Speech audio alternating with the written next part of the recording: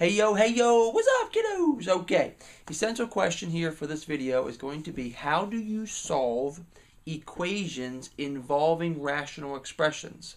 So you see some examples here, equation, rational expressions all over the place, phenomenal. But really this video is just going to focus on solving equations with rational expressions where there's only one rational expression on the left side and one rational expression on the right side. So there's one on each side of the equation, like these two blue examples are. This one down here, we're going to get to next video, where we have a rational, an equation involving rational expressions, but you see there's two rational expressions on this side, and there's one on this side. So today, or tonight when you're watching the video, this video, you're going to be doing these types of things. So let's move this bad boy over and recall real quick. Solving any equation. So if the directions here said solve the equation, remember the goal in solving an equation is finding the value of the variable or variables that makes the equation true when you plug back in the x or y or whatever you actually get. So a very simple thing here, I'm looking for the value for x that when you plug it in here to the equation, it makes it true. Now you can look at that already and say, well, the answer is 8. But mathematically, algebraically, here's what we've done. Subtract 2, great, you get x equals 8. Sweet. Over here, x squared minus 16, again the same thing. What goes in for x that makes it true? Well, solving this, you actually get the x squared plus 16, x squared equals 16. Take the square root of both sides to clear the square. That cancels out, so you get x is equal to plus or minus a 4. Simple example. Over here, we had a square root, a radical equation. You have to get rid of the radical by actually squaring it. Remember, we talked about freeing the variable by doing the inverse operation. So we square the square root to clear them up. So these guys are cleared out. And you square the right side as well, so that gives you 81. That means 2x minus 4 and 2x minus 3 is freed. So add the 3 to both sides, get 84, and then of course divide by 2 on both sides, which gives you 42. So there's what's happening when you're solving equations. It's no different with these guys, it just might be a little bit more work. Not really, just kind of differently. So this is the idea. We're going to get a value or values, as you see in this example right here, we got values, 2, that actually made the equation work. This we got one answer, solution. This we got one solution. So here we go. Let's recall this though actually first probably too. With a quick little side note, you look at this is actually a proportion. It's a rational expression, equation. So this is an equation, but we actually call it a proportion. Recall this. When you look at these guys here, the A and the D in this proportion, those guys are called extremes.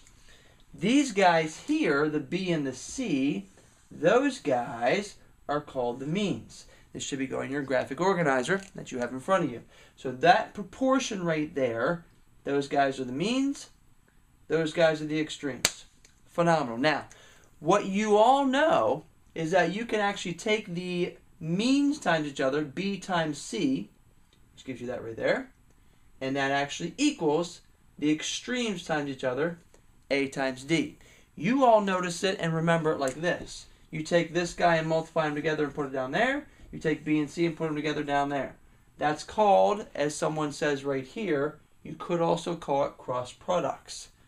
But what we actually affectionately all know in the mathematical world is this. It's called the means extremes product theorem is really what it is. Because you're taking the means times each other and the extremes times each other, and this is your equation that you can set up.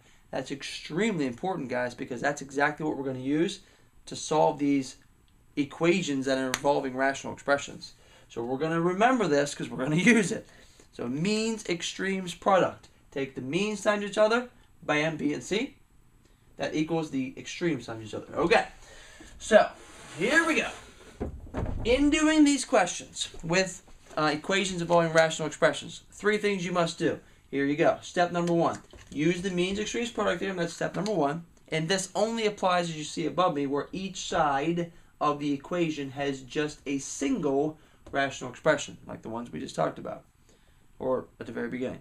So after you use the means extremes product theorem, A times D, B times C, like I just showed you, you're then going to simplify. This is probably going to mean you're going to have to distribute. Step 3, after we do that, then you're going to have to solve. And after you solve and get your value for the variable, or values for the variable, you want to check to make sure the solution works. We call it an extraneous solution. If it doesn't work, that's called an extraneous solution. So, let's do some examples. That should be going in your graphic organizer if it didn't already. Those 3 steps. Let's do it. We'll put this over here. Whoa. Okay. So, in doing these, here's 2 examples that's already on your graphic organizer. You got one expression on the left, one rational expression on the right. So each side has a single rational expression. Well, step number 1 I showed you right here. What you're actually doing is you're taking the means, the ones in the middle, times each other, and they go right there. And then you're taking the extremes times each other, which is what goes right there. Whoa. Which is what goes right there. So that's step 1. That's using the means extremes product theorem or cross products. After you do step 1, this is what I just told you, you're going to have to simplify. And that means distribute. So 2x plus 2 and 3x minus 9. Sweet. And then you must solve. Well, to solve this, you can do it however you want, but you would get x equals 11. Phenomenal.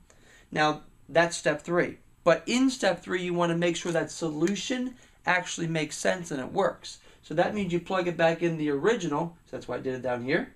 And I took this 11, which is x, and put it right there. And you notice there's nothing bad that's going to happen in this problem. If I put the 11 back in, I'm not going to be dividing by 0. So that's sweet. So really, truly, the answer is x equals 11 for that rational, for that equation. Okay, over here to the right. Same thing. I'm going to take the means. Use the right colors. I'm going to take the means times each other and write it down like that. So it's x times this whole thing. That's why it looks like that. And then I'm going to take the extremes times each other, which is just 7 times 4.